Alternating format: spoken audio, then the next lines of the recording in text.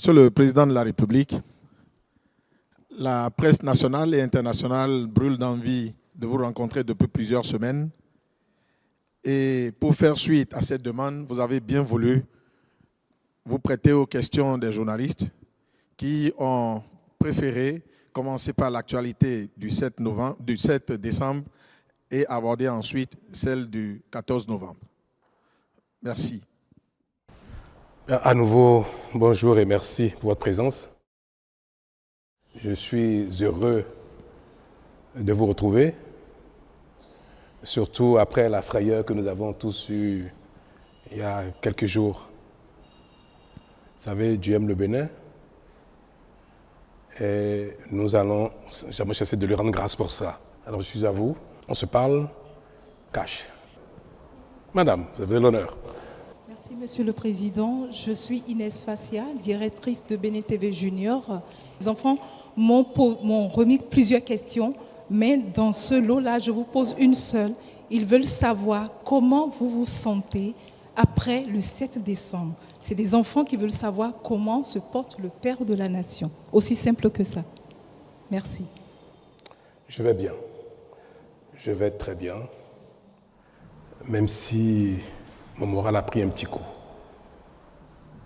Pas pour moi-même, mais pour le pays entier. Parce que cet incident, c'est comme ça que je le qualifie, parce que pour moi, ce n'est pas véritablement une tentative de coup d'État. Parce qu'il faut bien plus que ça pour soumettre un État entier.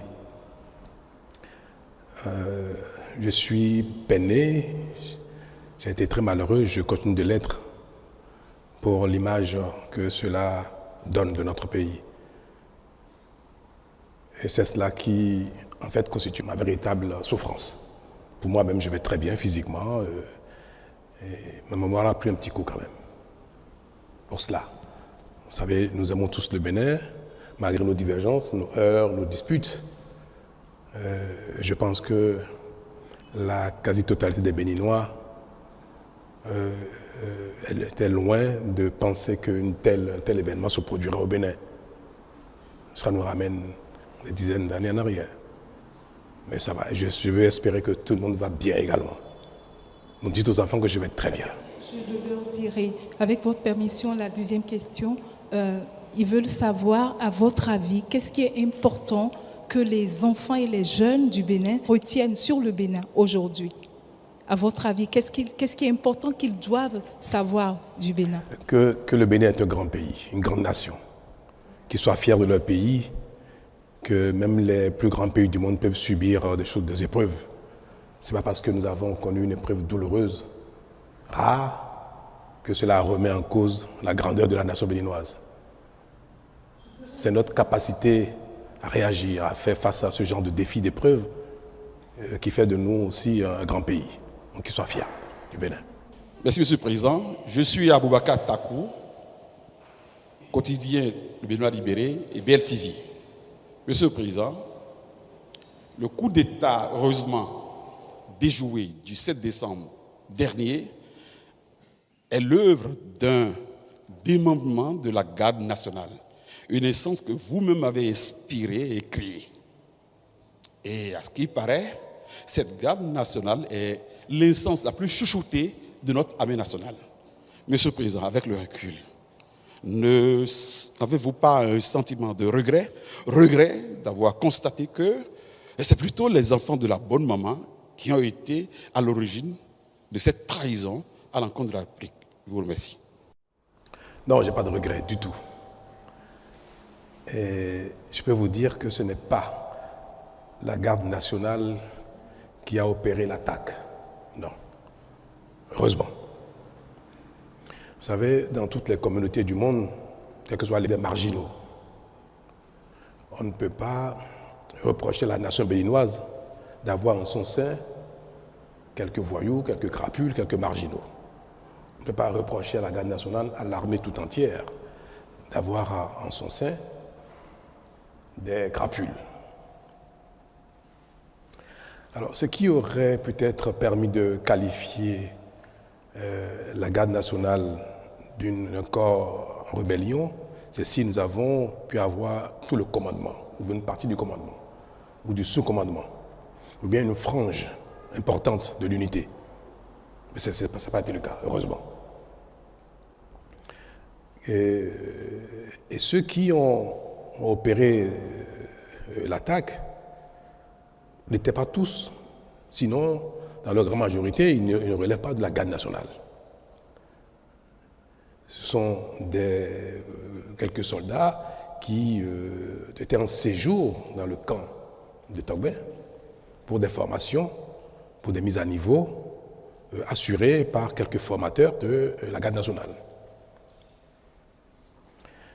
Et je peux vous confirmer que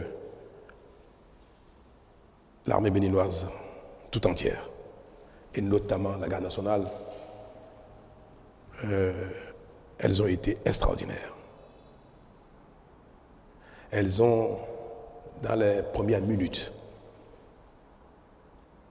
confirmé leur allégeance à l'État, au chef supérieur des armées, à leurs autorités, et ont engagé immédiatement des hommes pour venir au secours de l'État, pour venir porter main forte au mater les voyous. Nous avons reçu un détachement de la garde nationale elle-même qui est à Dessa, à Lada, et un détachement également de la caserne de Ouida. Toutes les autres casernes ont appelé le chef d'état-major général, ont appelé le commandant de la garde républicaine pour demander la conduite à tenir.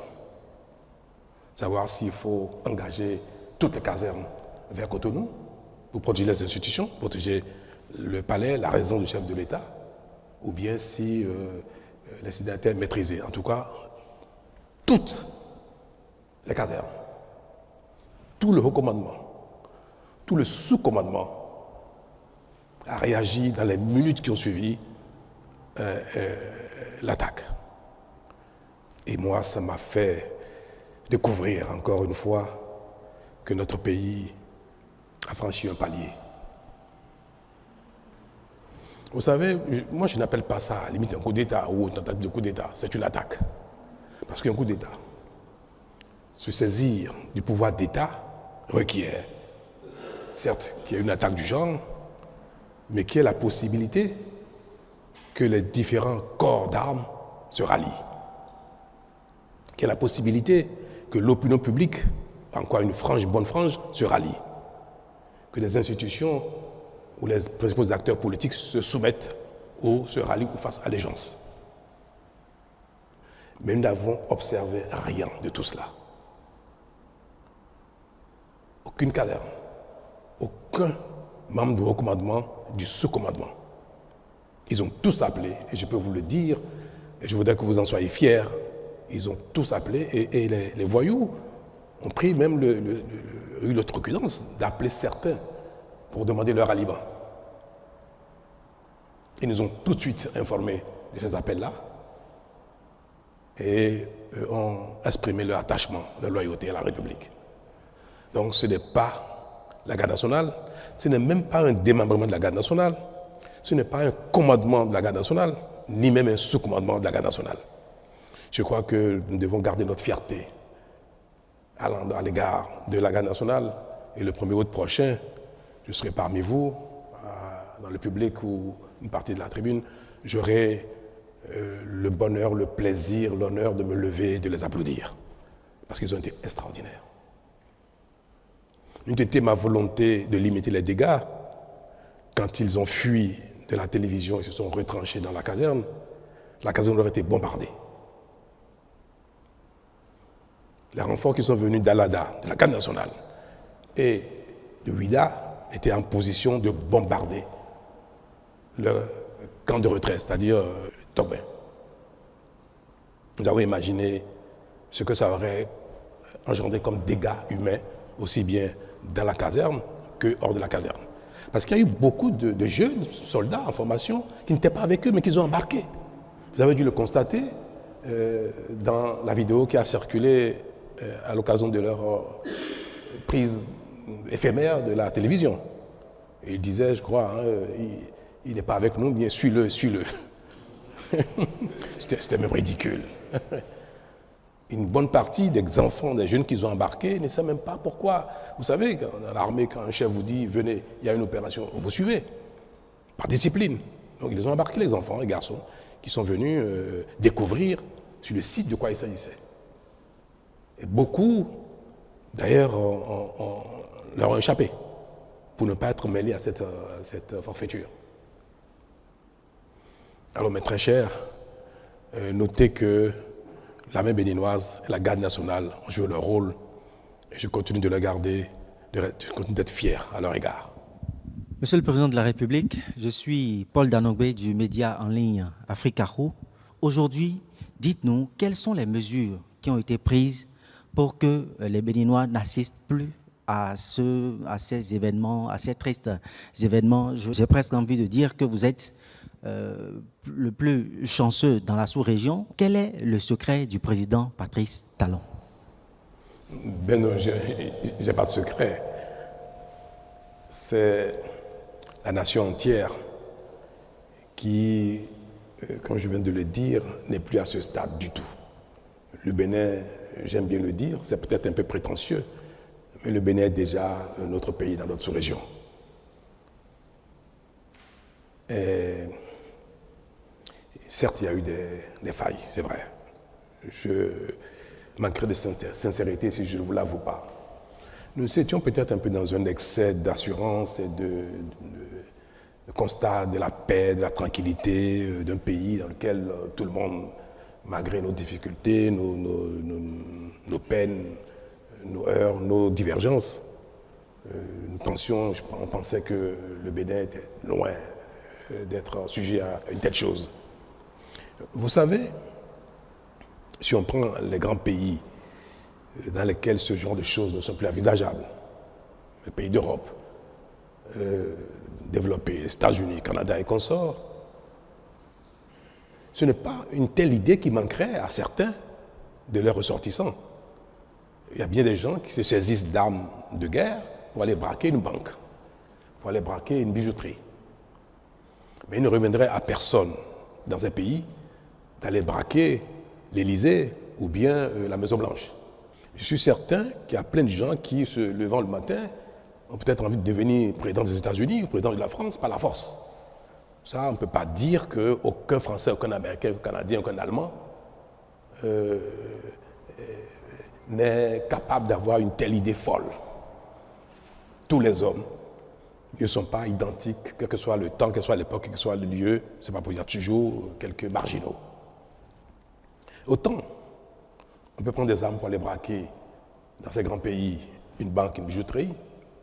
Autant, même si l'envie existe, personne ne ferait des braquer, comme je viens de dire, l'Élysée ou bien la Maison-Blanche. Pourquoi? Parce que si quelqu'un le fait, il est certain, 100% certain, que cela ne va pas prospérer. Qu'aucun corps d'armes ne suivrait. Aucun commandement ne suivrait. Le peuple ne suivrait pas. Aucune institution ne suivrait. Donc il ne pourra jamais jouir du pouvoir. Jamais. Ça peut durer 1 heure, 2 minutes, 1 semaine, même 1 mois. Si c'est ceci d'armes très lourdes pour empêcher les autres corps de venir le saisir, mais jamais celui qui penserait quelque chose du genre, qu'il ferait, ne jouirait du pouvoir. Dans certains pays qui ne sont pas à ce stade, si vous le faites, vous avez peut-être une chance sur 10, sur 20, sur 1000 d'en jouir. Il peut y avoir une partie de l'armée qui peut se rallier. Une partie de l'opinion peut se rallier. Des acteurs politiques peuvent se rallier. Alors quand la communauté, une nation est encore à cette étape-là, ce genre d'événement peut arriver. Mais une communauté, une nation dans laquelle tout ce que je viens de citer, les institutions, l'armée, consorts, jamais ne se rallient à une telle aventure, dans cette communauté, il n'y aura jamais de coup d'État militaire ou par la force.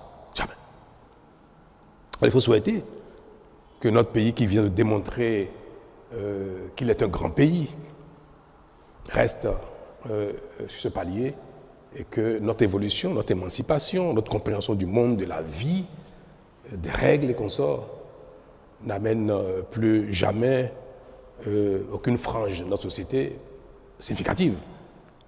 Que ce soit le peuple, que ce soit les institutions, que ce soit les armées, que personne ne puisse jamais adhérer ou faire allégeance ou approuver une telle chose. Et c'est pour ça que ceux qui ont eu le courage ou l'outrecuidance, ou je ne sais pas comment je vais l'appeler, de se réjouir de ça, comme je viens de dire, les marginaux ne manquent pas, nulle part au monde. Il y en a aussi au Bénin. Il y en a même parmi la classe politique. Parmi vous, il y en a. Ceux qui se sont réjouis de cela, ils sont condamnables. On ne peut pas applaudir publiquement un crime. On ne peut pas se réjouir publiquement d'un crime. Mais je pense que plus le temps passera, et plus ce genre de marginaux seront en nombre infime, pour que la nation dans sa globalité soit effectivement une très grande nation. C'est pour dire que c'est au Bénin qu'il faut, je vais dire ça, qu'il faut apporter le salut de ce qui s'est passé, c'est-à-dire que la tentative n'est pas prospérée. Moi, je n'ai pas de secret particulier. Je suis chef d'équipe pour un temps, ça va s'achever bientôt. Et nos actions ne portent que parce que les Béninois adhèrent à ce que nous faisons, malgré les divergences qu'on peut observer ici et là. Nous ne pourrons pas dire qu'aucun Béninois n'aura jamais, plus jamais une telle idée, mais il ne faudrait pas que l'idée puisse prospérer à ce point. Même si très vite, nous avons eu le dessus. Ils ont été chassés de la maison, vaillamment. Même moi-même, je n'ai pas eu peur d'être avec la garde républicaine, parce que je savais très bien que jamais cela ne prospérerait, que nous ferons face. Ils sont allés à la radio, on les a poursuivis, ils ont été délogés très vite de la radio, mais il y a eu un temps qui s'est écoulé entre le moment où ils ont été délogés et le moment où le ministre de l'Intérieur est venu s'exprimer. C'était un week-end, il fallait qu'ils viennent de Calavi. Et c'était la personne la plus indiquée. Mais ceux qui sont à la CRTB ont bien vu qu'il n'y avait pas eu de résistance. On les a poursuivis, ils sont partis très vite. Bon, c'était des voyous. C'était des voyous, des petits terroristes qui ont été manipulés, encouragés par quelques acteurs marginaux politiques du Bénin et puis quelques également personnes étrangères que je me garderai d'évoquer ici parce que la justice s'est déjà saisie de cette affaire-là. Donc c'est des petits voyous, des barlotins, je ne sais même pas comment il faut les qualifier, insensés, qui ont été encouragés, manipulés par des nostalgiques et par des jaloux. Je n'en dirai pas plus. Je suis Emmanuelle Sodji, correspondante de France 24 au Bénin.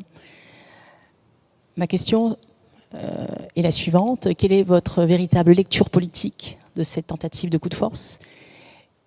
Et puis, deuxième partie, est-ce que vous craignez que cette nouvelle tentative se produise, sachant que les principaux responsables sont encore en fuite? Merci. Ma lecture politique de ce qui s'est passé, je n'en ai aucune. Je fais une lecture sociologique de ce qui s'est passé et non politique. Pour moi, cela n'a pas été engendré par une crise politique. Cela ne pouvait pas déboucher sur une remise en cause de notre orientation politique. Non. Donc je ne tire aucune conséquence politique de cela. Le Bénin lui-même est garant de notre sécurité, de ce que personne ne peut plus s'emparer du pouvoir par la force. Ce sont ces choses-là qui sont essentiellement les garants de notre stabilité. Donc, si il n'y a pas d'assurance que la prise de pouvoir d'État par la force de cette manière ne peut se prospérer, je pense que c'est ce qui ne se reproduiront plus jamais. nous venons de donner un exemple aux marginaux. Donc, pour moi, madame, cela ne se reproduira plus jamais, juste parce que les uns et les autres ont pu constater que le Bénin n'est plus à ce stade. Toutefois, comme je viens de vous le dire tout à l'heure, les mesures appropriées pour ne pas perturber la quiétude des Béninois seront prises pour que des intentions du genre ne puissent jamais s'exprimer, que ça reste dans la tête des marginaux et qu'ils ne passent jamais à l'acte, ou même s'ils le tentent, à la seconde d'après, que ça ne puisse prospérer. Gérard Goyon, je suis du journal L'événement précis. Le Parlement de la CEDEAO a pris une résolution condamnant l'attaque et faisant des recommandations tendant à engager un dialogue. Comment vous avez accueilli cela, Monsieur le Président? Très bien, la CEDEAO est dans son rôle, c'est appréciable qu'un genre d'attaque soit condamné. Et il est également du rôle de la CEDEAO d'appeler à la concorde, à la discussion, à la paix dans tous les pays où quelque chose paraît remettre en cause l'ordre constitutionnel, donc politique. Paraît. Donc il est évident que la communauté internationale invite le Bénin, invite le président de la République, les acteurs politiques, à ne jamais emprunter cette voie pour régler un problème qui pourrait être politique, qui pourrait l'être. Donc c'est évident que la CEDEAO nous demande, au besoin, d'engager des dialogues pour que ce ne soit jamais par les armes que nous réglons nos différends. Ceux qui ont peut-être encouragé ces enfants, garçons, à faire une telle chose, et qui ont peut-être des raisons politiques, sont également concernés par ce genre de message. Vous avez beau avoir des divergences avec le pouvoir en place, l'État ou les autorités en charge, à l'instant, vous ne pouvez pas faire, encourager, inciter les gens à aller s'attaquer à l'État. Donc c'est un message d'ordre général que je prends avec honneur et humilité. Merci. Bonjour, Monsieur le Président. Je suis Joël Tchogwe de Peace FM. Alors, ma question, c'est de savoir, est-ce que vous pensez que les dysfonctionnements ou les défis de gouvernance peuvent faire le lit à des intentions malveillantes, de tentatives de putsch? Et ensuite, quelle est la mission de l'armée étrangère qui a été sollicitée pour venir en renfort à l'armée béninoise? Merci. Aucune œuvre humaine n'est parfaite. Donc, ce que vous qualifiez peut-être de dysfonctionnement de l'action publique, c'est vous qui le dites. Moi, je ne sais pas si le mot est approprié. Il n'y a rien, aucune action, nulle part au monde, soit capable de faire l'unanimité. Aucune action humaine. Même le Créateur ne fait pas l'unanimité. À plus de raison, les hommes et l'action humaine. Donc, ce qui a pu, dans le courant de l'action publique, pendant le mandat ou les mandats qui se sont écoulés, à ne pas plaire à certains, aux uns aux autres, ont pu porter même parfois préjudice, à tort ou à raison, à certains, peuvent être de nature à ce qu'il soit souhaité que le président, le chef d'équipe décède. Pourquoi pas? On peut dire, oh là là, si une mort emporte celui-là, mes peines seraient finies. C'est pareil, vous savez, quelqu'un qui pense que la rigueur de l'État, la rigueur des institutions est imprimée par le chef et qui lutte de manière implacable contre la corruption. Et si quelqu'un vide la corruption, il peut souhaiter que tout cela s'arrête par la disparition du chef. C'est humain, c'est humain. Donc pour moi, ce qui a pu se passer, même si des acteurs politiques que je qualifie de marginaux ont pu encourager les enfants, les garçons à le faire,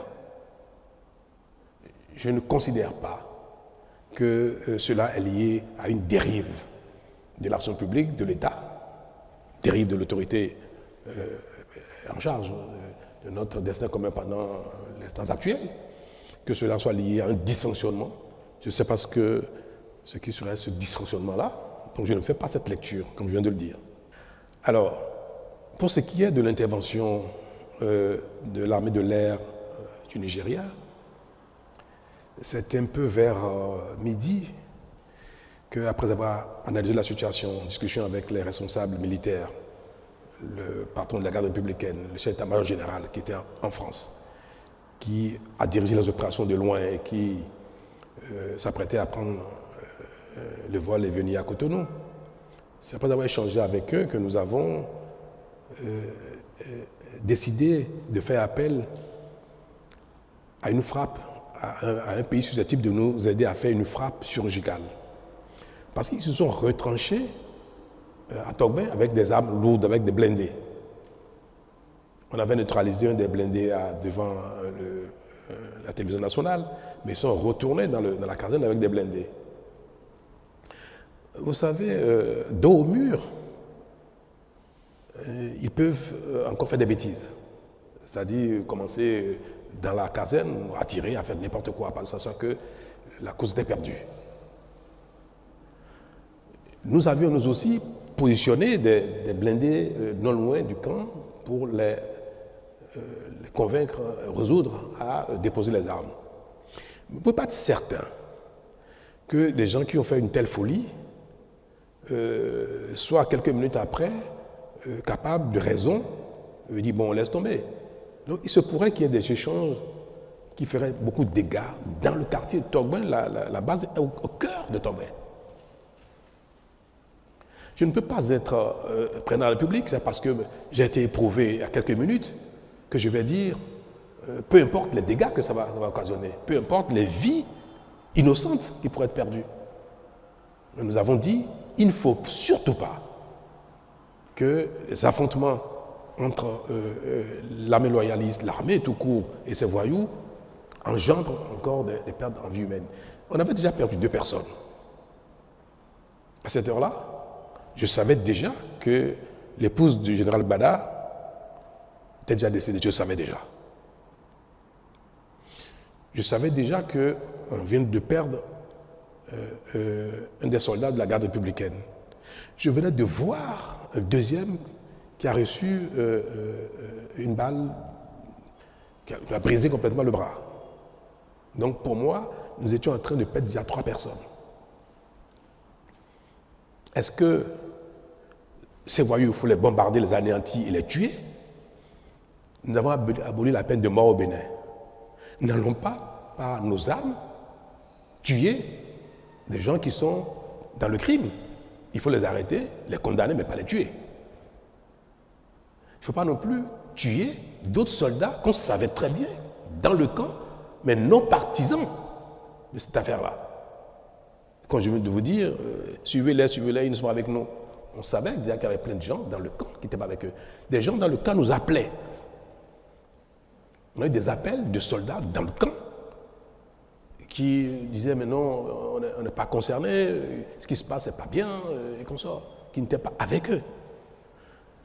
Il faut préserver ces vies-là. Ne disposons pas d'aéronefs susceptibles de faire des frappes ciblées pour détruire 1 ou 2 de ces blindés, parce que c'est leur seule arme, c'était ça. Ce sont des armes puissantes, en face desquelles il fallait déployer la même force de frappe. C'est vrai, nous étions en supériorité. Toute l'armée béninoise, avec une vingtaine de garçons, c'est vite fait. Mais il y aurait dans tous les cas, si on avait utilisé nos armes, il y aurait des dégâts. Il y a un type d'arme dont le Bénin ne dispose pas. C'est des aéronefs susceptibles, très haut, de faire une frappe millimétrée. Peut-être que les temps à venir, nous allons l'acquérir. Mais vous savez, nous venons de loin. Et nous consacrons nos ressources à nous assurer du minimum. Notre stratégie de lutte contre le terrorisme, de préservation de la sécurité intérieure du pays, requiert des acquisitions assez spécifique. Les terroristes n'utilisent pas des blindés.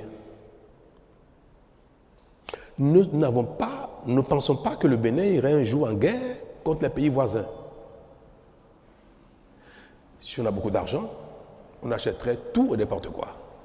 On n'a pas beaucoup d'argent. On achète ce qui est utile, important, impératif pour nous. Donc avoir des avions qui coûtent très cher, à l'achat, à l'entretien, à l'utilisation, pour tirer sur des blindés, autant le Nigeria peut disposer de cela, autant ce ne serait pas raisonnable que le Bénin investisse des centaines de milliards pour acheter de telles armes, même si l'utilisation peut s'avérer nécessaire à certains moments de la vie, comme on vient de l'observer. Pour préserver Togben, le quartier et les vies humaines, il fallait faire appel à une telle arme pour neutraliser un ou deux blindés de tête afin qu'ils comprennent qu'ils sont totalement nus et qu'ils se rendent. Donc vers midi, nous avons décidé de solliciter le Nigeria. Nous savions, le commandement militaire béninois savait que nos amis nigérians disposaient de tel équipement. On leur a fait appel via la CEDEAO, via le président Tinubu lui-même en personne, et nous avons opéré les formalités nécessaires dans la journée pour que ce soit une intervention qui se fasse dans le cadre de la CEDEAO, normée, bien précis, et nous avons dit dans quel cadre nous voulons le faire, et nous avons rassuré même les Nigérians que cela éviterait beaucoup de pertes en vie humaine.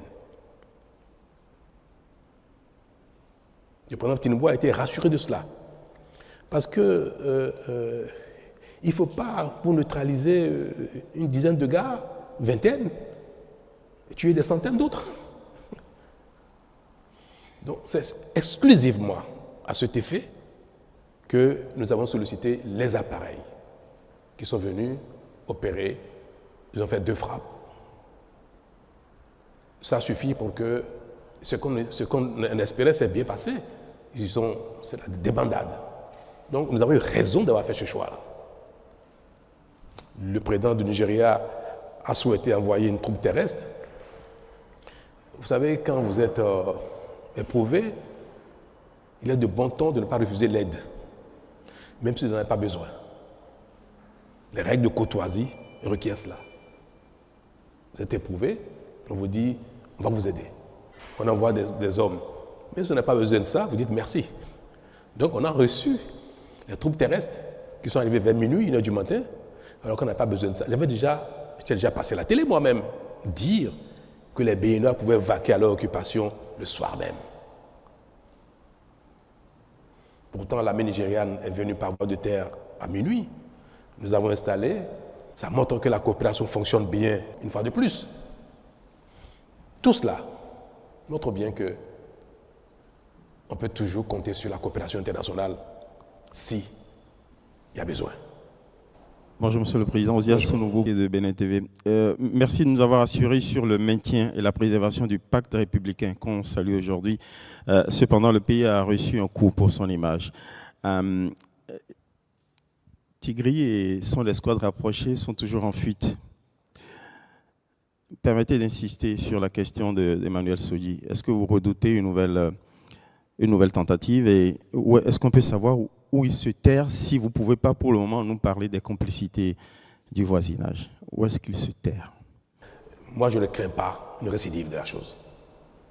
Et même si ça devait se faire, soyez tranquille, peut-être personne ne le saura parce que ça n'ira pas à ce point-là. C'est vrai, ils sont en fuite et c'est vrai que nous voulions qu'ils déposent des armes, qu'ils se rendent. Et pour ne rien vous cacher, à un moment donné, nous avons eu Tigri au téléphone. Le patron de la garde républicaine lui a parlé au téléphone. Il lui a dit, garçon, c'est une folie ce que tu fais. Rends-toi, dépose des armes. Il a dit, ah non, il ne faut pas sous-estimer ma capacité de nuisance, c'est pas ce qu'il a dit. Non, mais nous voyons que vous voulez nous bombarder. J'espère à un moment donné, ils étaient déjà dans la demande d'un apaisement eux-mêmes. Alors, quand le concerné montre déjà ses faiblesses, il dit, mais ne nous bombardez pas, Vous comprenez donc que nous ne pouvons pas aller plus loin. Et quand effectivement nous avons réduit, ils ont commencé par fuir, deux choses l'une. Certains ont fui avec leurs armes, qu'ils ont jetées après dans les caniveaux, dans les rues de Togben, puisque nous avons reçu des armes, la population nous a amené des armes après. Quand ils fuient comme ça avec des armes, vous les poursuivez, c'est des champs de tir, le risque encore de mort devient réel à l'instant où vous poursuivez quelqu'un qui est armé dans un quartier densément peuplé. Nous aurions pu, si on avait donné le feu vert aux hommes de la poursuite, de tirer sur eux, quand ils ont commencé à faire le mur, quand certains sont mis en civil, certains sont mis en civil et sont sortis du camp sur des motos. Moi, j'ai donné les consignes de ne pas abattre qui que ce soit en fuite. Parce qu'il y a déjà eu un premier lot qui s'est enfui. Quand ils sont arrivés dans le camp, Tigri lui-même est parti du camp en civil et en voiture. Il a abandonné les garçons, il a quitté il est sorti du camp. Quand la frappe a eu lieu, il n'y était plus. Donc, ceux qui se sont enfuis, tant mieux. Nous les recherchons, nous avons retrouvé certains parmi eux, mais certains n'ont pas été retrouvés et je crois, ont eu la facilité de quitter le territoire. Parce que vous savez très bien que la convivialité, la bonne cohabitation entre nos deux pays, la CEDEAO, même si parfois sur les papiers, ce n'est pas une réalité, entre les populations, c'est une réalité. Les échanges sont libres, totalement libres entre les populations sur les frontières. Et il n'y a pas que les points de passage officiels qui permettent d'aller du Bénin au Nigeria, au Niger, au Burkina ou au Togo. Donc ils ont pu passer les frontières. Et nous avons lancé les mandats d'arrêt contre eux. Nous avons sollicité les pays concernés pour coopérer et nous les livrer.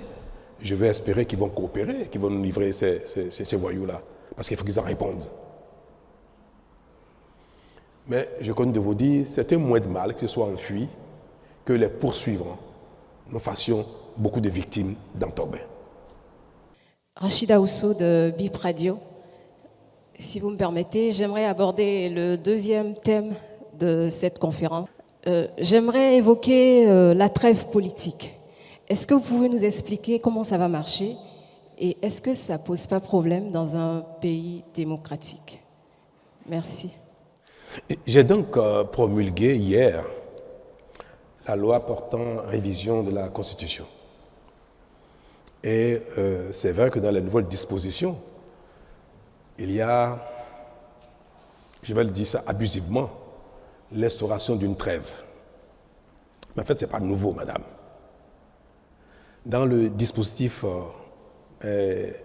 politique électoral du Bénin, ça tout le monde le sait, la campagne électorale en vue du changement des équipes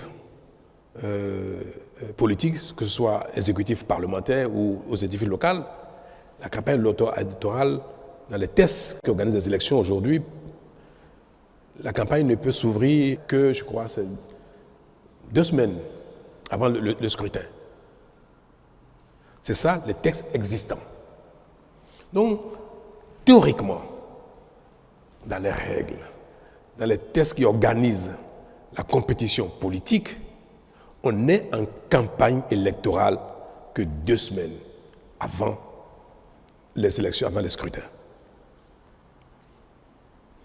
Et si vous lisez les nouvelles dispositions de la Constitution, c'est tout ce qui a été dit. On dit que la critique par les acteurs politiques est permise, elle est autorisée, elle est même normale, elle est souhaitée. C'est dans la Constitution. Il faut que les acteurs politiques, notamment ceux qui ne sont pas en charge, puissent commenter, critiquer l'action de ceux qui sont en charge pour qu'il y ait amélioration, pour qu'il y ait des propositions alternatives, pour qu'il y ait des solutions.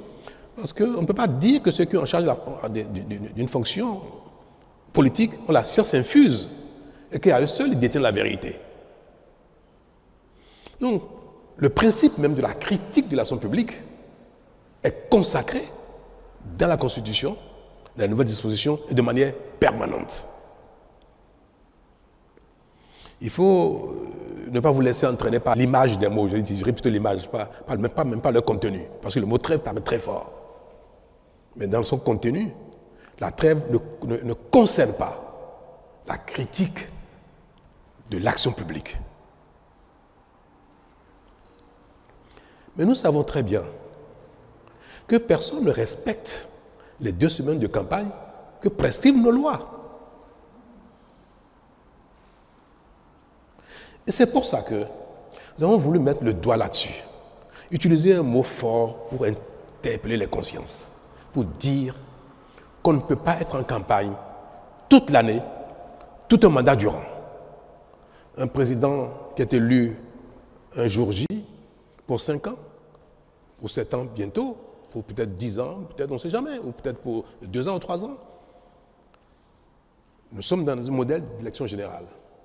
Quand un système un régime est mis en place qui concerne l'ensemble des diverses fonctions politiques, parlementaires, exécutives ou locales, il ne faut pas qu'aussitôt après les élections, la campagne redémarre pour les élections qui auront lieu 5 ans après. Et c'est ça qui a été redit de manière plus forte dans la disposition qui prescrit qu'on ne peut pas faire campagne tout le temps. Et nous avons même élargi la période de campagne. On permet même que la campagne ait lieu, au lieu de 15 jours avant les élections, elle ait lieu même 1 an avant les élections. On allait plus loin que ce qui existait. Au Bénin, désormais, si un scrutin d'élection a lieu 1er janvier 2027, à partir du 1er janvier 2026, on peut commencer la campagne. Mais pas avant. Et c'est cette période où on ne permet pas aux acteurs politiques d'être en campagne que nous appelons trêve. Il n'y avait pas un mot pour le désigner précédemment. Nous avons utilisé le mot pour que ce mot soit utilisé avec sa force, pour que les uns et les autres sachent et s'engagent à ne pas être en campagne tout le temps. C'est tout. C'est ce que veut dire la trêve. Nous en faisons un foin terrible parce que nous sommes habitués à ce que même quand les textes existent, qu'on ne les respecte pas. Et il a suffi qu'on mette le doigt dessus, qu'on dit « oh là là, vous nous interdisez de parler ». Mais la disposition constitutionnelle consacre que la critique soit permanente. Barnabas Roukouma, journaliste et promoteur du groupe de presse d'Abaro. Nous sommes à Parakou. Merci beaucoup, Monsieur le Président. Au lendemain du vote de la loi portant révision de la Constitution, le gouvernement a fait une tournée dans le pays pour expliquer aux populations le contenu de cette nouvelle loi. Qu'est-ce qui ressort de cette tournée? Est-ce que ce sont les rapports qui vous ont été faits qui ont permis à ce que plus tard vous promulguez finalement cette loi? Je vous remercie. Moi, j'ai été consulté par les partis politiques. Cette loi qui a été votée n'a pas été votée dans mon dos. Je vais vous le dire. J'ai été consulté et le ministre de la Justice a participé au débat. Et nous avons fait des amendements. Donc, ce qui a été voté était parfaitement en phase avec notre vision. Et je change beaucoup avec les partis politiques qui appuient l'action gouvernementale. Je n'exerce pas la fonction tout seul. Je suis en concertation permanente avec les partis politiques qui nous accompagnent. Et d'ailleurs, des lois à caractère politique ne peuvent pas être votées sans qu'il n'y ait quand même une certaine discussion, convergence de point de vue entre les acteurs politiques qui soutiennent l'action du président et lui-même. Donc, je ne vais pas me dérober sur la question, j'ai été bien informé et j'ai participé à sa rédaction. J'ai même fait des suggestions d'amendements. Vous savez, les dispositions de la révision de la Constitution sont quelque chose de sensible. Vous me direz pourquoi on n'a pas fait ça avant. Et moi, je vais vous dire une chose. Ça me caractérise, même si tout le monde le sait déjà. C'est quoi le rôle d'un leader? C'est quoi le rôle d'un leader? Un leader politique, un leader religieux, un leader social, un leader d'une cause donnée. C'est quoi son rôle? C'est de réfléchir à ce qu'il faut et de le partager, certes, avec sa cible, ses concitoyens, quand il s'agit de leaders politiques, mais aussi c'est surtout d'oser proposer des solutions aux problèmes qui se posent à la communauté. Donc un leader, ce qu'on entend d'un leader, ce n'est pas simplement tout le temps d'aller recueillir ce que veut la communauté pour mettre en œuvre, point barre. Mais sinon, quel est notre rôle? Quelle est la compétence? Quelle est l'énergie? Quel est le savoir-faire? Quelle expérience que nous mettons au service de nos concitoyens si nous ne pouvons rien leur proposer? J'estime qu'il est de notre devoir de faire l'analyse de nos conditions de vie, de l'environnement international, national, et de proposer les solutions les plus indiquées pour que le pays avance. Si je dois attendre que les solutions viennent de mes concitoyens qui, dans leur quotidien, s'occupent de ceux qui les concernent directement et que ce pourquoi ils m'ont élu, ce pourquoi ils ont élu les députés, il faut qu'on se dérobe pour aller leur demander, mais sur telle situation, qu'est-ce qu'il faut faire? Mais c'est une faillite. Non, il ne faut pas se dérober. Nous pouvons voter une loi et rendre compte. Je crois que c'est ce qui a été fait. Le temps que nous avons mis à promulguer n'est pas lié à la reddition de comptes. Non. Il fallait que la Cour constitutionnelle se prononce sur la conformité de la loi par rapport à la Constitution.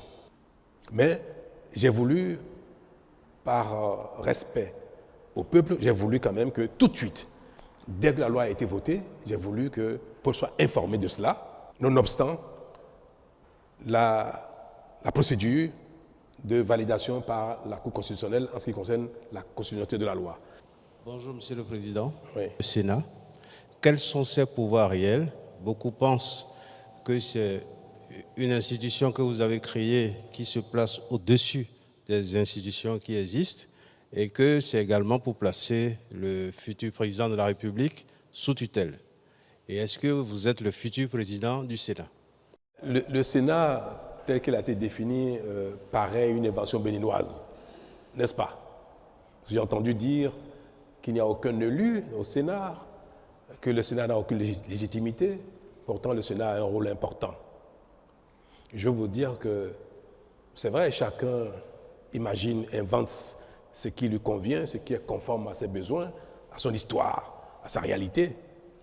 Mais il est rare que les idées même les plus belles, les plus innovantes ou novatrices relèvent d'une exclusivité.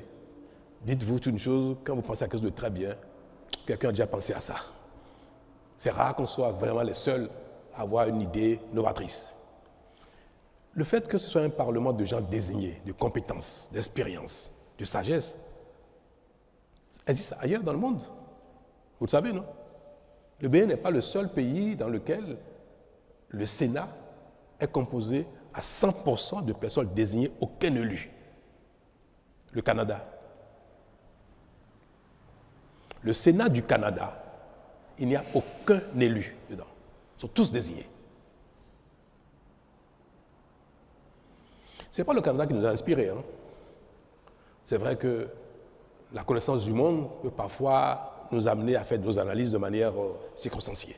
Le rôle qu'on a voulu donner au Sénat requiert que ce soit un Sénat de personnalité. Pour jouer ce rôle tampon, pour jouer ce rôle d'apaisement, pour jouer ce rôle de régulateur de la vie politique. Au Bénin, il n'y a aucune institution qui régule, qui apaise, qui tempère les ardeurs politiques. Ça n'existe pas. Et pourtant, c'est notre plus grand problème. Ce sont les heurts politiques qui créent des histoires. Ce sont les différences politiques qui même empêchent l'action politique efficace. Il n'est pas inutile qu'il y ait dans la République un conseil de sages. Nous l'avons appelé Sénat parce qu'il a quand même un petit rôle législatif. Et le thème consacré pour les institutions qui partagent avec l'Assemblée le pouvoir législatif, ce thème standard, c'est le Sénat. S'il n'y avait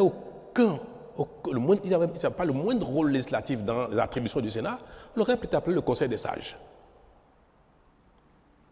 Mais tel qu'on l'a défini, le Sénat a également un autre rôle législatif parce qu'il y avait un vide dans le dispositif béninois, dans la Constitution en ce qui concerne les divergences entre le Parlement et le gouvernement. Vous savez, au Bénin, le président de la République, le gouvernement, peut également initier des lois qu'on appelle projets de loi. Le Parlement initie proposition de loi.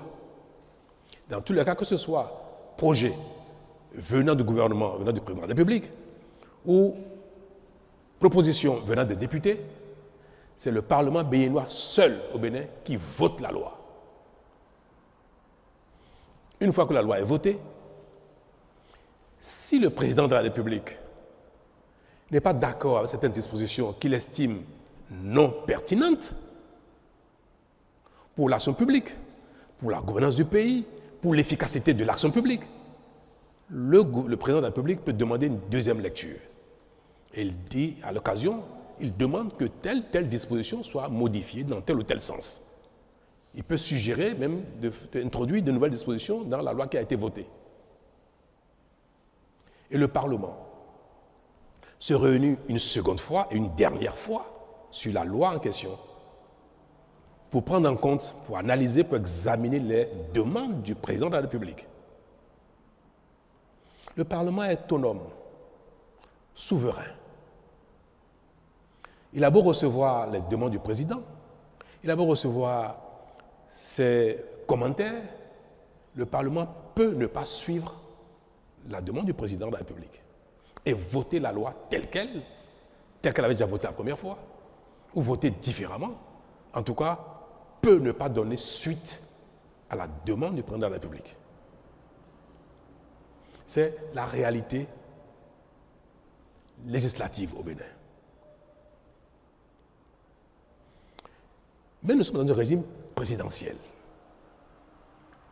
où l'ensemble de l'action publique, de développement, d'organisation, de sécurité, de financement, tout cela relève des prérogatives du président de la République.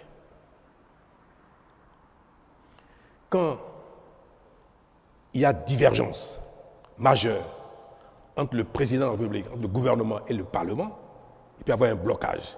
Et on l'observe dans les grands pays où ils ont un système bipolaire, où le pouvoir est véritablement partagé entre un Parlement, je vais donner l'exemple de la France, entre le Parlement et le président de la République. Parce que ce n'est pas un régime parlementaire, c'est un régime présidentiel, mais qui partage son pouvoir exécutif avec la majorité parlementaire. Il peut y avoir des blocages terribles.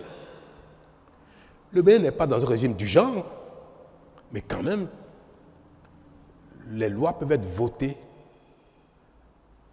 sans l'approbation ou sans prendre en compte les demandes ou les exigences du président de la République. C'est bien pour la démocratie, mais parfois pour les pays comme les nôtres, ça génère des paralysies ou ça génère des perversions. Et c'est surtout les perversions qu'il faut craindre. Pendant longtemps, pour ceux qui ont la mémoire des choses, pour voter les lois au Parlement, ce sont des valises d'argent qui vont à Porte-Novo. Vous avez oublié ça apparemment. Pourtant, ça date d'à peine 10 ans. On en parlait de manière confortable. C'est devenu quelque chose de courant. Ça ne gênait plus personne. les lois, toutes les lois pratiquement, en tout cas les lois majeures, notamment si c'est une proposition de loi venant du gouvernement, il faut payer avant que le Parlement ne vote. C'est une proposition de loi dans laquelle le président ou le gouvernement a un intérêt particulier sur une disposition particulière. Elle a beau être pertinente, s'il ne paye pas, ce ne sera pas voté. Les valises d'argent circulaient entre Cotonou et Porto-Novo. Tout le monde le savait, ça. Et ça nous convenait bien. Nous étions tombés dans une perversion qui est devenue quelque chose de sport national, comme la plupart de nos travers. Hein. Mais j'ai été très vite confronté aussi à cette demande-là. J'ai dit, avec moi, pas question. C'est fini ça. Moi, je suis venu pour réformer. Et c'était l'une des raisons pour lesquelles j'avais dit, je ferai un seul mandat de réforme et ça me suffira parce que j'ai considéré qu'il fallait combattre nos tares, nos perversions, nos vulnérabilités et que cela allait améliorer l'action publique. La bonne gouvernance, allait instaurer la bonne gouvernance. Et j'ai combattu, j'ai refusé. Mais ce n'est pas n'importe qui résiste à ça. Mais j'ai entrepris, moi, honorablement, de parler avec la classe politique entière, tous les partis existants, y compris les FCBE d'alors, en proposant un pacte, en proposant qu'on travaille ensemble. Une partie a accepté, d'autres ont reçu le dictat de leur chef. Non. Mais j'ai réussi à recomposer une majorité au Parlement pour accompagner l'action publique, mon action. Je ne peux pas, parce que moi je suis chanceux, parce que je suis parfois un peu kamikaze, je ne peux pas voir des imperfections, des choses graves qui génèrent des travers et en partant dire, bon, tant pis, moi je m'en suis sorti, le reste on verra bien. C'est mon pays. C'est le pays de mes enfants, mes petits-enfants, de vos enfants, de nous tous, de mes concitoyens, les gens de mon village, les gens du village voisin, les gens du village lointain. Bref, c'est le pays de mes concitoyens. Et si Dieu me donne une longue vie, je serai béni encore peut-être pendant quelques années et je vais subir la gouvernance de mon pays. Donc, je ne peux pas voir quelque chose mérite d'être corrigé, quelque chose est une faiblesse, une tare, une perversion, et laisser ça ainsi. C'est pour ça qu'on a suggéré qu'il y ait un organe qui soit capable d'arbitrer entre le président de la République et le Parlement en cas de blocage, au cas où une loi serait votée par le Parlement. Le président de la République demande une deuxième lecture. Le Parlement ne tient pas compte de la demande du président. Donc, il y a deux positions. Et cela peut être une loi importante. C'est vrai que les lois de finances, la Constitution a prévu les voies et moyens pour contourner les blocages. Mais il y a plein d'autres lois qui sont d'importance pour la République et qui parfois font l'objet donc de blocages entre le Parlement et le gouvernement. Nous avons dit qu'il peut y avoir un conseil de sages, de sachants, les gens qui ont été au Parlement, qui ont été dans la fonction, qui ont été à la Cour constitutionnelle, sont des personnalités diverses qui peuvent examiner la demande du président, la loi votée par le Parlement et dire le Parlement a raison, le président de la République a tort, ou bien le président de la République a raison, c'est le Parlement qui a tort. Un tel organe peut permettre, si le président de la République a des observations, des demandes qui vont dans le bon sens, qui sont d'intérêt général, un tel organe peut permettre que cette loi soit votée, soit promulguée selon les demandes pertinentes du président, afin que ce ne soit pas des considérations politiques, mesquines, qui empêchent la mise en œuvre de quelque chose qui est bon pour le pays. Nous considérons que, ne regardez pas le Sénat l'entame, imaginez le Sénat dans 10, 15, 20 ans. Un organe du genre qui rassemble autant de personnalités qui ont été dans ces genres de fonctions, forcément à quelque chose de plus que le gouvernement lui-même, que quelque chose de plus que le Parlement lui-même en matière d'appréciation de l'intérêt général. Un tel Sénat peut être un bon arbitre, parce qu'il se pourrait aussi que le président de la République veuille faire quelque chose qui ne soit pas de l'intérêt général, ou bien qui soit purement relatif à un calcul politicien, politique. Voilà l'une des raisons pour lesquelles nous avons dit que le Sénat peut avoir un petit rôle législatif. Le Sénat ne peut pas reformuler la loi. Il peut simplement dire telle position paraît plus conforme aux intérêts de la nation que telle position donc donne raison à l'une position. Et quand le Sénat arbitre, la disposition ou la loi ou les dispositions de la loi qui ont reçu l'arbitrage du Sénat s'imposent. Et en ce moment, le président est tenu de la promulguer, ou sinon, la Cour constitutionnelle proclame la loi exécutoire. Voilà un aspect qui relève de ce que je sais de la fonction que j'ai exécutée pendant bientôt 10 ans. Le Sénat également peut demander parfois une deuxième lecture.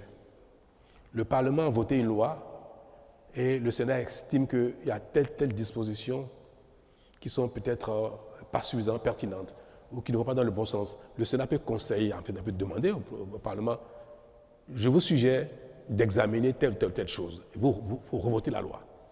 Si le Parlement vote la loi à nouveau, sans tenir compte des observations du Sénat, le Sénat ne peut rien faire. Le Sénat s'incline parce que le Sénat n'a pas véritablement le pouvoir législatif direct. Il peut arbitrer, il peut conseiller, mais il ne peut pas voter une loi. Donc, si l'Assemblée nationale n'est pas favorable aux observations du Sénat, l'Assemblée vote en son âme et conscience, souverainement. Et maintenant, c'est une affaire entre l'Assemblée et le président de la République, qui sont les deux qui détiennent la légitimité du pouvoir législatif, exécutif. Voilà. Voilà pourquoi nous avons instauré le Sénat. Il y a une troisième prérogative, mission du Sénat, c'est d'appeler de temps en temps les acteurs politiques à la raison. Vous savez, on me dit, mais la Cour constitutionnelle est déjà un organe qui régule la vie politique, mais ce n'est pas vrai. On dit, mais les acteurs politiques peuvent répondre devant la loi de ce qu'ils font. Mais on ne répond pas souvent devant la loi, des acteurs politiques, de nos actions politiques. Il y a plein de choses que le politique peut faire, peut dire, qui ne soient pas condamnables au pénal, mais qui peut porter préjudice grave à la nation entière. Tout à l'heure, je vais vous donner 2 exemples.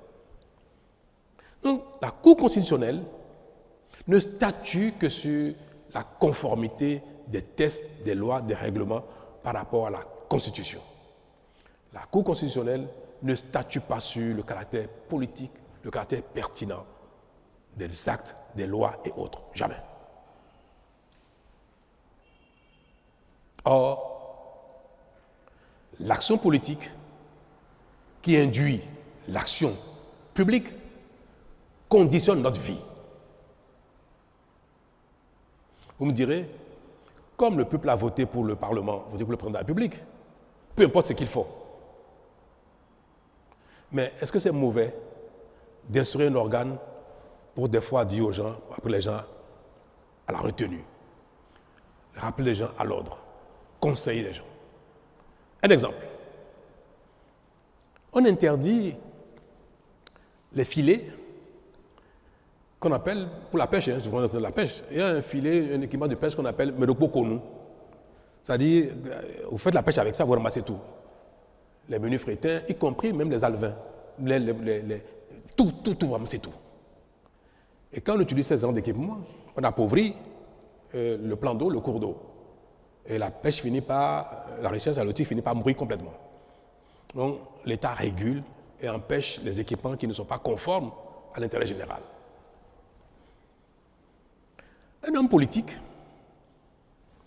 conseiller communal, député, ministre, non, parce qu'en général, les règles en un moment sont fixées par le gouvernement et un ministre fait ça, il va être démis tout de suite.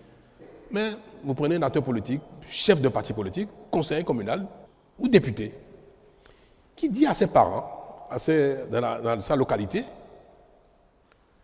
n'écoutez pas, ne faites pas attention à cette règle, à cet arrêté du ministre des Histoires, continuez de pêcher avec votre filet, mais ne poconou. C'est un acteur politique, ce n'est pas un citoyen ordinaire. Donc c'est une personnalité du pays. C'est une personnalité qui est écoutée, qui aspire à gouverner, ou soit qui a déjà gouverné, donc qui exerce une certaine influence sur la population. Et il appelle les populations à ne pas tenir compte de ça. Un maire prend un arrêté pour interdire le prélèvement du sable, de gravillon dans une carrière, en disant que cette carrière a atteint un niveau où continuer déstabilise l'environnement. Et il dit interdiction de prélever, de continuer à exploiter cette carrière. Un homme politique arrive et dit, il dit n'importe quoi lui, continuez. Alors, qu'est-ce qui va se passer? Si la personne continue, elle va répondre devant la loi après. C'est elle qui va payer, qui va être sanctionnée par la loi. Si le pêcheur continue d'utiliser son équipement de pêche et qu'il est confondu de cela, c'est lui qui va être pénalisé. Et parfois, il va y avoir une rébellion sur l'eau. La police fluviale va sur l'eau pour contrôler les filets et les populations pour se soulever contre la police fluviale. Coups, blessures, désordre et même parfois perte en vie humaine. Le véritable auteur, c'est qui? C'est l'homme politique. Mais aller devant la justice, en pénal, correctionnel, c'est un délit. Il appelle des gens à ne pas respecter la loi. Vous êtes magistrat. On vous présente un acteur politique qui a appelé les populations à ne pas respecter la loi, contester la loi. Et il va dire, non, moi j'ai seulement critiqué la loi. Mais il conteste la loi, il soulève les gens contre la loi. Vous ne pourrez pas le condamner pénalement. Vous avez du mal. En plus, un acteur politique. Voilà les limites. Je ne suis pas juriste, autrement je ne suis pas magistrat et consort, mais je vis au quotidien ce genre de choses, je suis face à ce genre de situation. Où un homme politique va dire ça, et il va être devant la loi, mais ce n'est pas lui qui a fait la bêtise. Ce n'est pas lui qui a pêché avec un filet. Lui, il a simplement dit aux populations, mais j'estime que le test de loi, le règlement ou l'arrêté qu'on sort était excessif ou bien n'est pas pertinent et qu'on sort, je n'ai dit que ça. Mais ça, ce n'est pas condamnable. C'est ni un délit, ni un crime. Il faut que les juges aillent très loin pour aller trouver la culpabilité pénale d'un tel comportement politique. Et ça fait des dégâts énormes dans nos communautés. Il y a des choses qu'un citoyen lambda peut dire. Tant qu'il n'a pas un frein, il n'a pas commis un délit, il peut continuer de le dire. Parce qu'on n'arrête pas les gens, on ne poursuit pas les gens juste parce qu'ils disent cette loi-là, moi je ne vais pas la respecter. Un citoyen le dit ça, on ne le fera rien du tout. Il conteste la loi alors qu'il n'a pas le droit. On n'a pas le droit de contester les tests, les règlements, les lois de la République. On peut les critiquer, on ne peut pas les contester.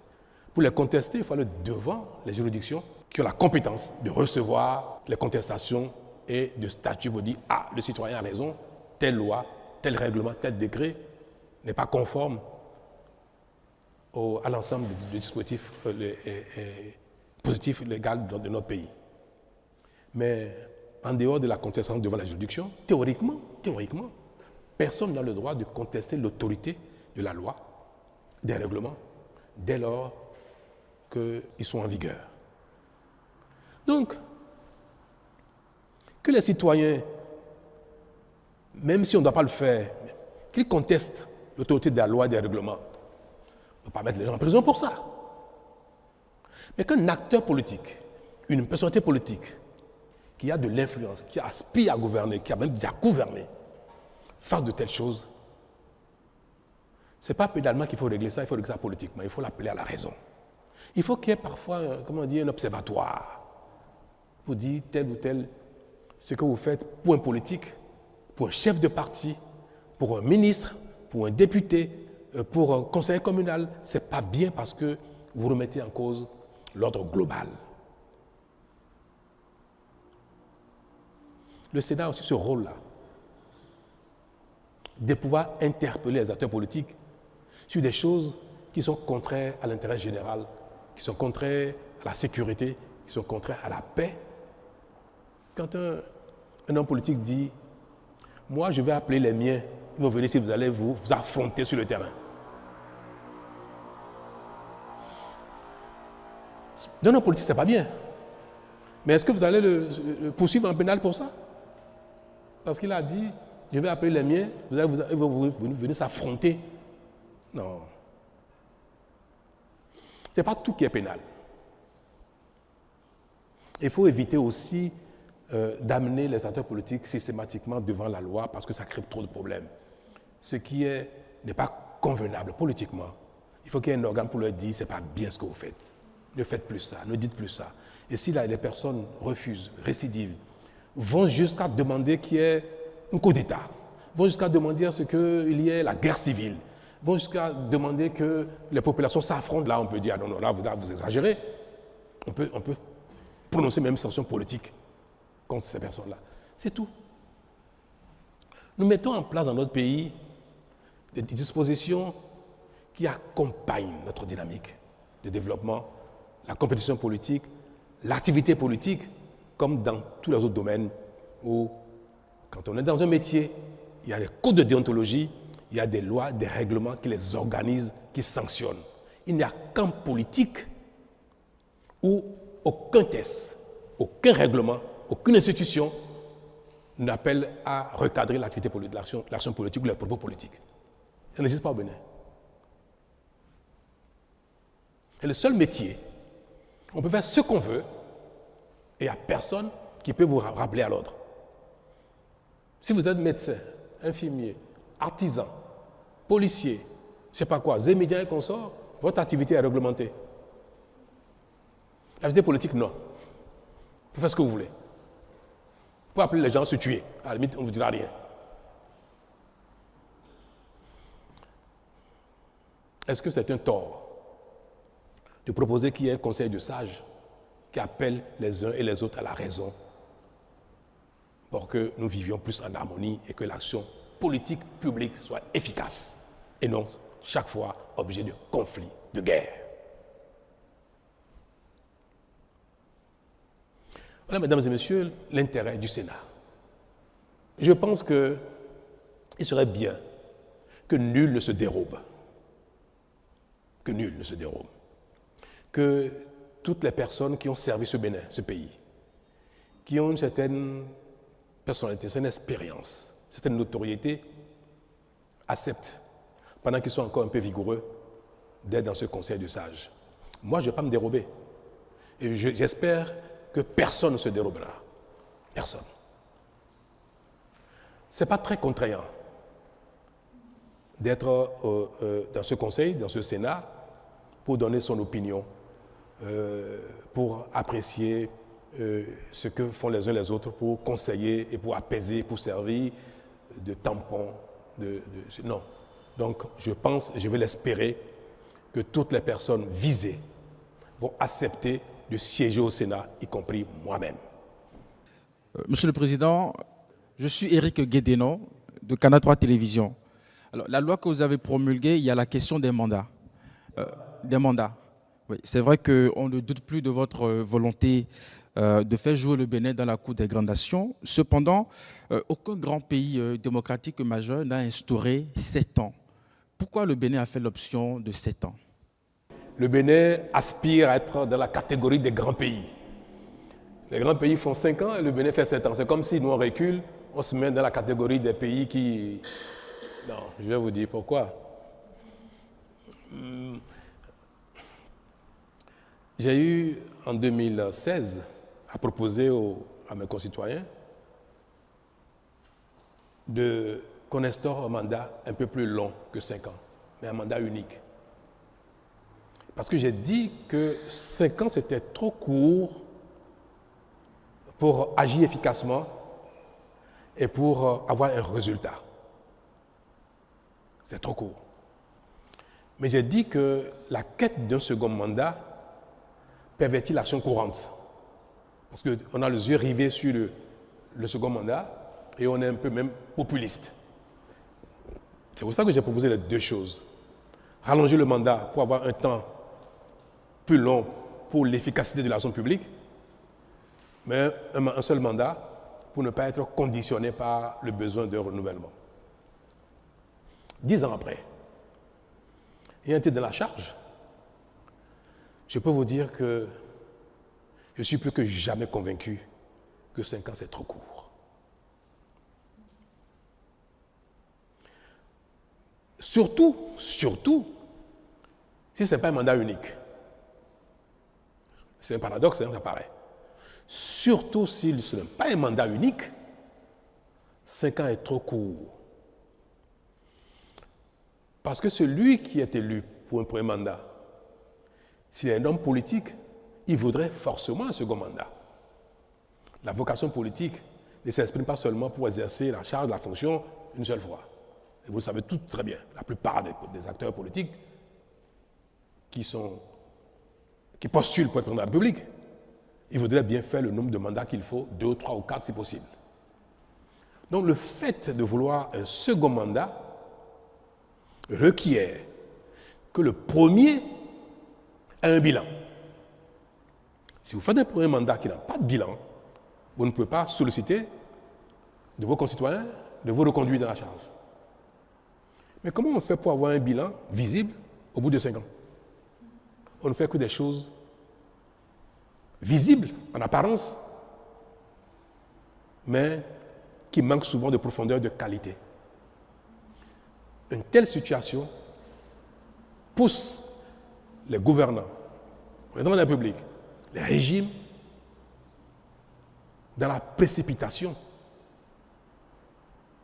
Et tout ce qui est fait est bâclé. Sans études, sans compte expertise, sans donner le temps qu'il faut aux entreprises pour exercer, quand c'est des travaux, que c'est une réforme, tout ce qui relève de l'action publique est fait de la précipitation. Parce qu'on veut, au bout de 2 ou 3 ans, avoir un résultat visible.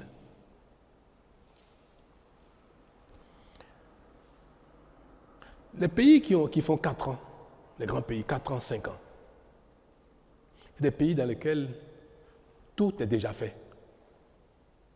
On va prendre l'exemple des États-Unis qui font 4 ans.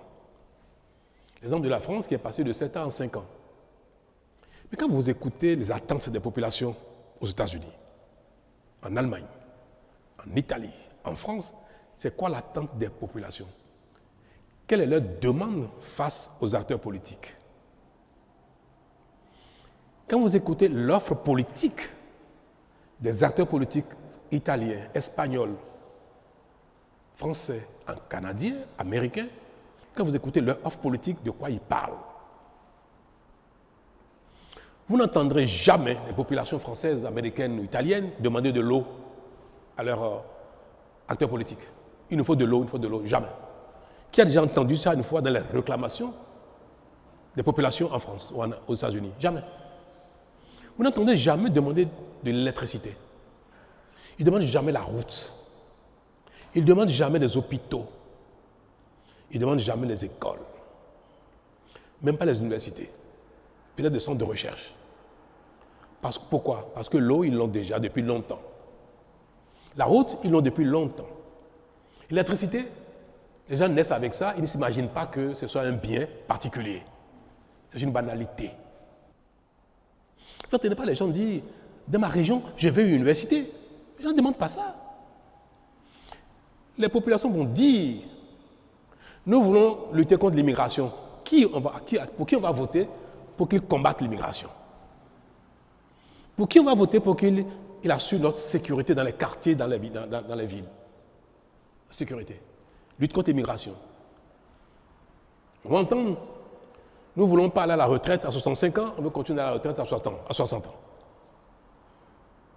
Des choses qui relèvent du confort de vie et non des fondamentaux de survie même, d'existence.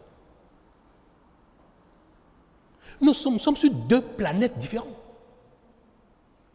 Nous sommes dans deux mondes différents. Le président américain, jamais quelqu'un lui demandera « Oh, électricité, consort, école et consort », jamais. Lui va parler d'impôts. Il va parler d'immigration. Il va parler de la rivalité avec la Chine. À la limite, on peut élire un président américain pour 1 an. C'est suffisant. Parce qu'on veut qu'il prenne des mesures tout de suite contre l'immigration. Un décret suffit. Une fois qu'il a pris le décret, il peut dire bye-bye. Il a satisfait les besoins de ses électeurs. Une fois qu'il a fixé le taux de douane sur ce qui doit venir de la Chine partout et il peut dire bye-bye, j'ai fini. Donc, le temps d'action pour un président américain, 1 an peut suffire pour qu'il satisfasse les demandes de sa population. 1 an peut suffire. Si vous allez en France, il faut combien de temps à un gouvernement pour voter la loi, prendre les décrets pour mettre la retraite à 60 ans, 65 ans, 70 ans? Il ne faut pas 2 ans, il ne faut pas 5 ans. Il faut combien de temps pour prendre un texte pour modifier les conditions d'immigration en France? Pas du temps. Alors, nous imitons des gens qui n'ont pas du tout le même problème que nous. Alors que pour construire des routes, quand vous voulez, on attend de vous, dans chaque localité, qu'il y ait des routes dans chaque localité. Si vous faites ça ici, vous ne faites pas ça là-bas, après les 2 ou 3 ans, vous avez les élections, ils ne voteront pas pour vous. Vous n'avez rien fait pour eux, pour la route. Moi, je suis arrivé, j'ai espéré qu'au bout de 5 ans, j'aurais atteint 80-90% de couverture en eau potable. C'était mon plan, c'était ma volonté, on était engagé là-dedans. Il y a encore des endroits où on dit, mais on a demandé de l'eau, vous êtes venu ici en campagne, on n'a pas eu l'eau. Certains n'ont pas eu de marché, pas eu de stade. Nous avons une course contre la montre. Ça a été terrible. Moi, j'ai pris 20 ans en 5 ans. Oui, je n'étais pas comme ça il y a 10 ans. Et quand je regarde ma courbe de vieillesse, je vois que je suis sorti de la courbe. J'ai vieilli plus vite que je devais l'être. Mais c'est pour dire que le temps de l'action efficace est beaucoup plus long que le temps de la reddition de comptes, le temps politique. Mais quand les gens vous demandent des centres de santé, les gens vous demandent des écoles, les gens demandent de l'eau, c'est d'une telle urgence. Mais malheureusement, si au bout de 1 ou 2 ans, vous n'avez pas fait ça, les populations ne comprennent pas que le temps imparti n'est pas suffisant, qu'il faut beaucoup plus que ça. Vous vous rappelez, j'ai invité les femmes ici, dans Tokpa, ici à la présidence. Je les ai invitées, j'ai dit, dans Tokpa ne peut pas rester là indéfiniment. Insalubrité, incendie, c'est un peu conforme au commerce. Dans 20, 30, 40 ans, le Bénin sera 50 millions d'habitants, on ne peut pas garder ton Tokpa là. Vous allez accepter de partir de là. Ça fait 8 ans. Dans Tokpa n'a pas encore déménagé. Pourtant, nous sommes acharnés au travail. Ceux qui connaissent la zone peuvent aller voir. Mais il a fallu des études. En telle matière, il ne faut pas des études n'importe comment. Des expertises, contre-expertises, les financements, les contrats d'entreprise. Nous sommes en fin de mandat. Ça a été l'une des priorités de mon action en termes d'infrastructures marchandes. 9 ans après, Dantokpa n'a pas déménagé encore, même si les travaux sont finis. Nous avons décidé que le bitume, le goudron aille partout au Bénin. Je n'ai jamais réussi à le faire en 5 ans. Jamais. Mes chers amis, si nous passons notre temps à imiter, à copier les autres, nous n'allons jamais réussi à faire ce qu'ils ont fait dans le passé quand les conditions étaient différentes, quand ils avaient le temps plus long, les temps d'action plus longs. Nous faisons un saut dans l'avenir avec nos besoins qui datent du Moyen-Âge et nous voulons utiliser les mêmes outils, les mêmes tests, les mêmes temps que ceux qui ont fini avec ça il y a 50 ans, il y a 100 ans, il y a 200 ans.